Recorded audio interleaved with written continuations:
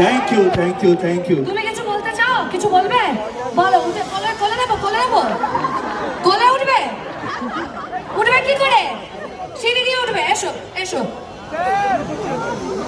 বাহ, দারুণ একটা ক্রিয়েটিভ, খুব সুন্দর। অদ্রিতা মজুমদার, তাই তো? Adrita Majumdar, thank you Adrita, thank you so much. খুব সুন্দর হয়েছে। নবনীতা প্লিজ চলে এসো। আচ্ছা, ও নবনীতা এবং দেখেছো বাবা, ছেলেদের বেশি আনন্দ দেখছি। আচ্ছা, ও এই ছবিতে দারুণ একটা ক্যারেক্টার প্লে করছে, সেটা হচ্ছে ও হচ্ছে এই ছবিতে আমার চুলকুনি।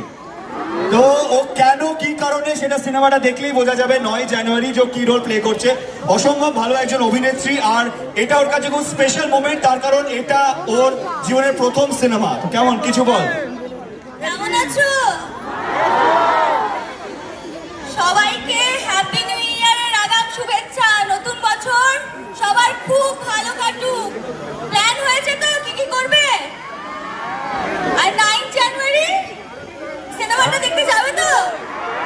হ্যাঁ, বাকিটা 500। ভাই আমায় দেখে একবারও বললি না, ওকে দেখে বলে দিলি তো?